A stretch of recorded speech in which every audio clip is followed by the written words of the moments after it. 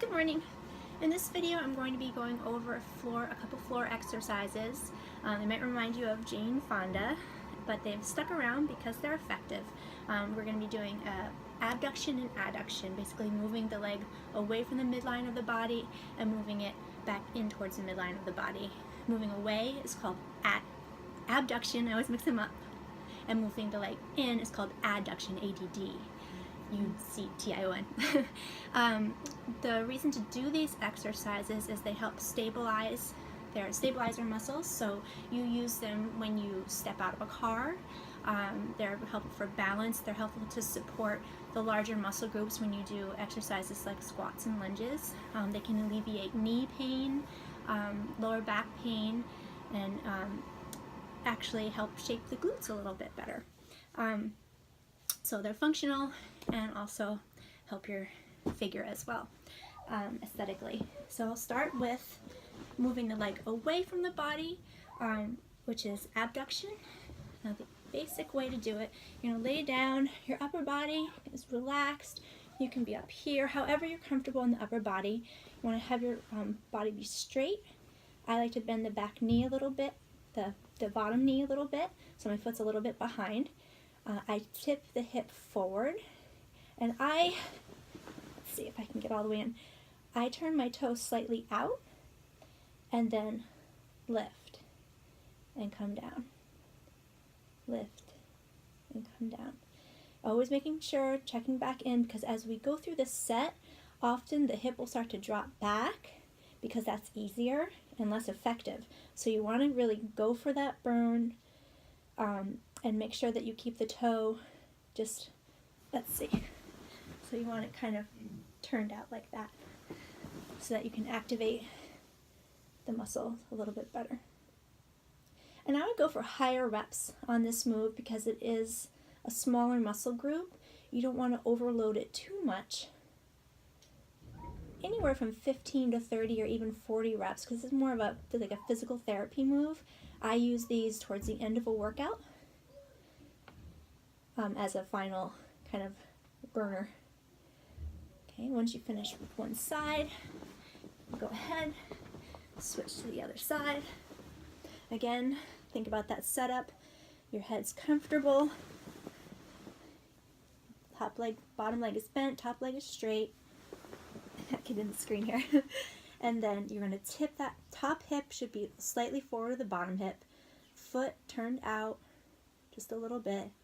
Lift and lower. Another way I determine how many reps I'm going to do is I go until I feel a burn, like I want to stop, and do 3 to 5 more. You can override that burn. Mind over matter at that point. Change doesn't happen in your comfort zone. Another way you can make this move harder is to add an ankle weight. So now I'm going to show you a couple of variations on this move. One is, instead of your leg being straight, bend the knee, bring it forward. I use my hand for balance at this point. And it's kind of a side-lying fire hydrant, which is actually another move to do the same, focus on the same area. You come up, little hip pop, and up.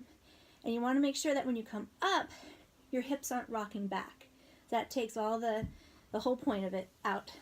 So bring it down, and even if it's not a big range of motion, just squeeze until you go as far as you can using the muscle without moving the body, and lower. So you don't want to go all the way down either. Come down just about slightly lower than hip level, and back up. And again, you would do all your reps on one side and then match it on the other. I like to start with my non-dominant leg. If I can do 15 or 20 on that leg, when I switch over on my dominant leg, which is for me my right leg, I match it, even if I feel like I can do more, because everybody tends to be a little bit imbalanced. And if you do 15 on your left and 20 or 25 on your right, you're going to keep that imbalance in place instead of moving more towards the muscles being more equal in strength. Let's see. Okay, another variation on that one for abduction is, instead of having the 90-degree angle, you're going to stick your leg straight out as you can and then come straight up. You want to really tighten the quadricep, which is the muscle in the front of the thigh, to keep your leg nice and straight. And this one is even harder to not have the hip go back. So really you can support yourself with your arm, your hand, and just kick it right up. And kick it right up. Okay. Okay, so the 3 options are hip forward, lifting the leg up straight. You can bend the knee 90 degrees and come up, or you can straighten out that leg and go up there. So those are the 3 variations for floor abduction. Now adduction, I'm gonna actually stay on this side. So this is moving the leg toward the midline of the body. So I put my foot either behind or in front of my lower leg. You can do whatever is more comfortable for you. I like to put it behind. And then for this one, I point the toe straight. Let's see if you can see. Being an amateur. And then you lift it up as high as you can and lower it about halfway.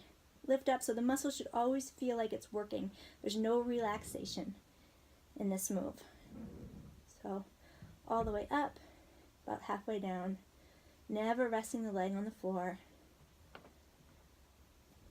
Then you can try also coming in and try the different moves, the different positions. The other way I like to do it is, let's see, I can do it with pillows. Is I will set up, if I'm at the gym, I can use, I don't know how this is going to come across. At the gym, I can use like a step, a couple risers, and maybe an Air-X pad on top so it's more comfortable, or just a step. Or at home, stack some pillows. I rest my top leg on the pillow stack, and then you see? And then I lift the bottom leg up in the back. This is actually my favorite way to do this move. Okay? Again, start, so your bottom leg will be the leg that's working, so you want to make sure on your first set that that is the first leg you use. So for me, I would be on my other side so that my left leg was on the bottom, because that's the leg that's working, the leg that you're lifting.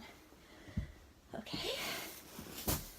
And these, again, keep the reps nice and high. Add an ankle weight for an extra challenge as well. And then enjoy your alleviation from your back pain and your knee pain. And these moves can help you also in the gym with moves like, oh, my head's totally cut off, with like plie squats, which targets the inner thighs and the glutes. And that's a type of move where you're also involving larger muscle groups that you can load it up, and you want to go as heavy as you safely can, about 8 to 12 reps depending upon your goals. And then that abduction move can help you with a reverse crossover lunge here, which isn't right for everybody because of knee issues, but that's a fun one that also targets the hips. Let's see if I can get even further back.